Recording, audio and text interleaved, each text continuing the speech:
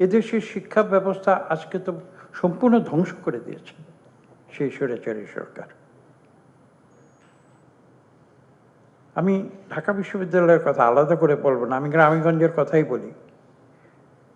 যে গ্রামেগঞ্জে শিক্ষার জন্য, নারী শিক্ষার জন্য দেশনেত্রী বেগম খালেদা জিয়া, যিনি কতগুলো গুরুত্বপূর্ণ সিদ্ধান্ত নিয়েছিলেন, প্রথমে ৮ম শ্রেণী, পরে ১০ম শ্রেণী, পরবর্তীতে দ্বাদশ শ্রেণী পর্যন্ত নারী শিক্ষা সম্পূর্ণ বিনা বেতনে, বিনা খরচে, যাতে এদেশের যে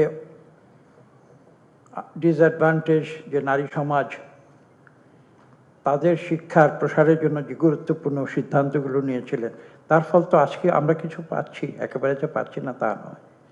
কিন্তু এখন কি হয়েছে? এখন সমস্ত গ্রামের হাজার হাজার স্কুল কলেজ, যেগুলো প্রাইভেট স্কুল কলেজ ছিল, সেগুলোকে তো আমরা সরকারিকরণ করিনি। কিন্তু সেখানে তো শিক্ষকরা ক্লাসে যায় না, ছাত্ররা লেখাপড়া করে না। মাস গেলে তাদের বেতন ওঠানো হয়। এবং এর জন্য কে দায়ী? এর জন্য তো শিক্ষক বা ছাত্ররা দায়ী নয়।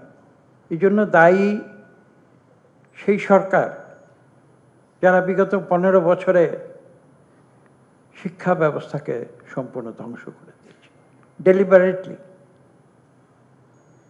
ইচ্ছে করে। আমার মাঝে মাঝে মনে হয় ইচ্ছে করে শিক্ষা ব্যবস্থাকে ধ্বংস করা হয়েছে।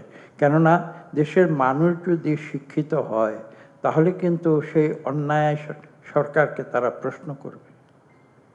যে সরকার হয়তো চেয়েছিল, আমার এটাই মনে হয়, সরকার হয়তো চেয়েছিল যে বাংলাদেশের 18 কোটি মানুষকে যদি মূর্খ করে রাখা যায়, তাহলে তো তারা আর সরকারকে প্রশ্ন করবে না।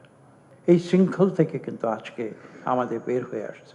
আমরা দেখছি যে আমেরিকা হুঙ্কার দিচ্ছে, ইসরায়েল হুঙ্কার দিচ্ছে। আমেরিকা হুঙ্কার দিচ্ছে কি কারণে?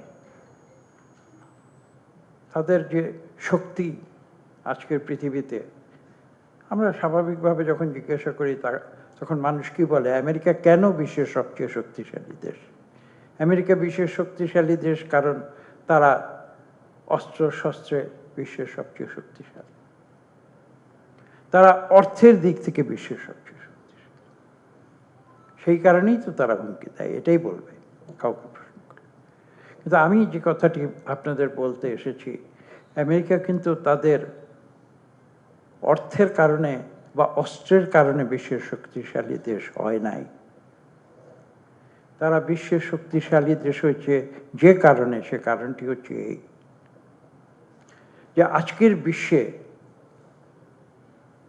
যদি সবচেয়ে গুরুত্বপূর্ণ বিশ্ববিদ্যালয়গুলোর একটি তালিকা তৈরি করেন, 100 বিশ্ববিদ্যালয়, বিশ্বের সবচেয়ে শ্রেষ্ঠ বিশ্ববিদ্যালয়, অথবা 1000 বিশ্ববিদ্যালয়, বিশ্বের শ্রেষ্ঠ বিশ্ববিদ্যালয়, সেই বিশ্ববিদ্যালয়ের তালিকায় 1000 বিশ্ববিদ্যালয়ের মধ্যে 700 অথবা 800 বিশ্ববিদ্যালয় কিন্তু আমেরিকার যুক্তরাষ্ট্রে আছে। 100টি শ্রেষ্ঠ বিশ্ববিদ্যালয়ের মধ্যে হয়তো 60, 70, 80টি বিশ্ববিদ্যালয় আমেরিকার যুক্তরাষ্ট্রে আছে। এবং আজকে বিশ্বের যে সবচেয়ে শক্তিশালী দেশ যুক্তরাষ্ট্র হয়েছে, আমেরিকার যুক্তরাষ্ট্র হয়েছে, সেটা তাদের ট্যাঙ্ক, গোলা বারুদ, যুদ্ধ বিমান সেই কারণে নয়। তাদের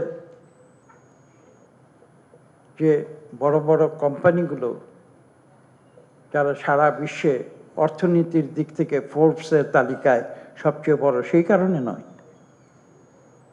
আমেরিকা আজকে বিশ্বের সবচেয়ে শক্তিশালী শক্তি একটি মাত্র কারণে, সেটা হচ্ছে যে তারা লেখাপড়ায় বিশ্বের সবার উপরে রয়েছে। এবং শহীদ প্রেসিডেন্ট জিয়া রহমান কিন্তু সেই সত্যটি অনুধাবন করেছিল, এবং তার বিস্তৃত বর্ণনা এই বইতে আছে।